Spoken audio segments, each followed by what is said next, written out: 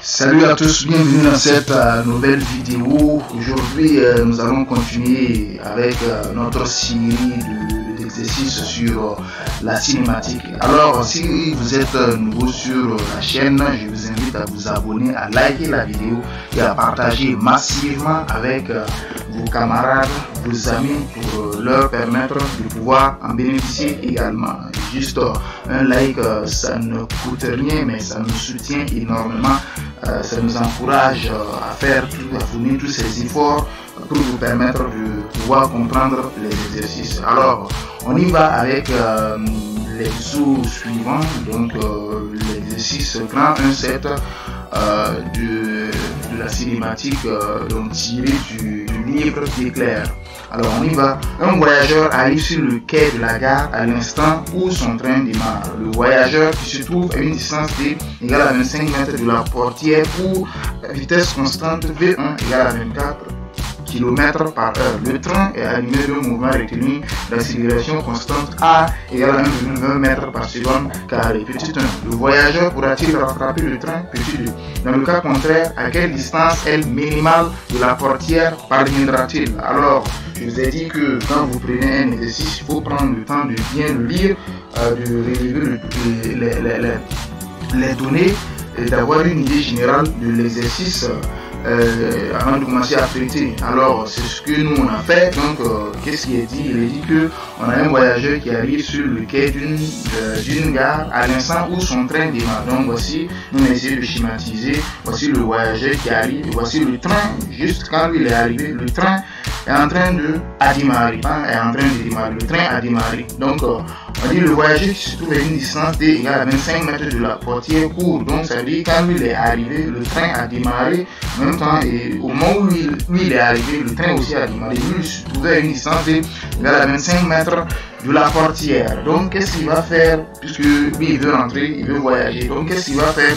Il court à la vitesse constante V1 égale à 24 km par heure pour essayer de rattraper le train.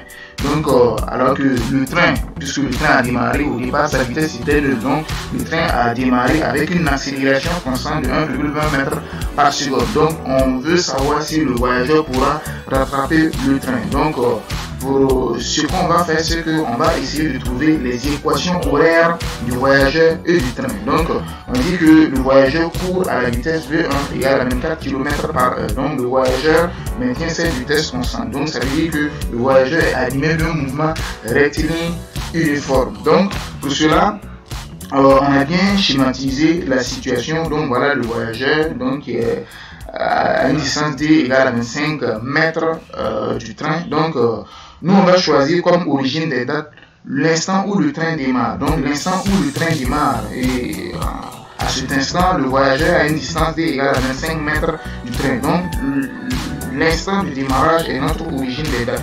Maintenant, comme origine des espaces, nous allons choisir la position du voyageur. On peut également choisir la position du train, sauf que les équations horaires vont avoir une légère différence. Mais quand vous allez résoudre à la fin, vous allez avoir exactement les mêmes résultats. Donc, l'origine des espaces, vous pouvez choisir soit le voyageur ou soit le train. Donc, après avoir choisi l'origine des dates et l'origine des espaces, on va établir les équations horaires. Donc, je disais que le voyageur est animé d'un mouvement rectiligne uniforme parce qu'on n'a pas dit qu'il accélère, on dit qu'il court à la vitesse constante. L'exercice a bien précisé, il court à la vitesse constante V1 égale à 24 km par heure. Donc, alors qu'on sait que l'équation qui régit un mouvement rectiligne uniforme donc, est sous la forme V0t plus x0. Donc on a la position du voyageur xv égale à V0t plus x0 avec V0 égale à 6,67 mètres par seconde et x0 égale à 0 puisque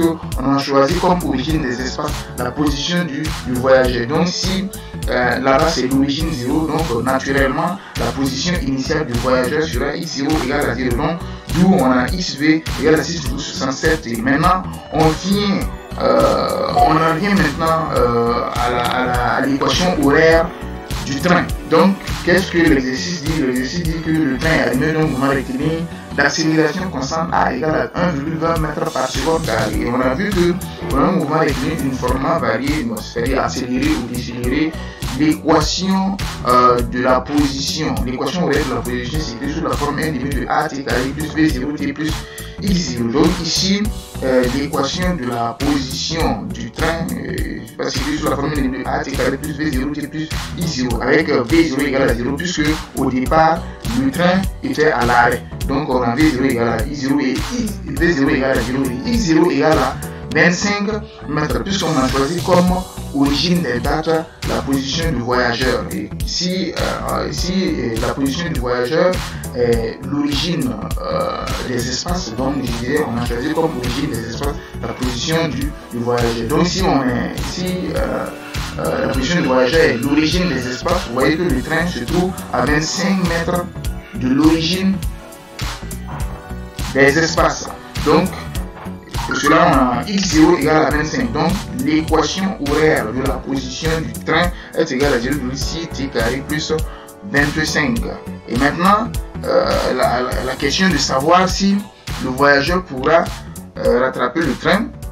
Donc, la condition, c'est que si le voyageur pourra rattraper le train, on aura xv égale à xt. Donc, on va poser cette condition et essayer de voir si on va trouver une solution. Donc, xv, ça fait 0,6,67 et xt, ça fait 0,6 t carré plus 25 t. Donc, on a 0,6 t carré plus 25 égale à 6,67 t. Cela implique que 0,6 t carré moins 6,67 t plus 25 égale à 0.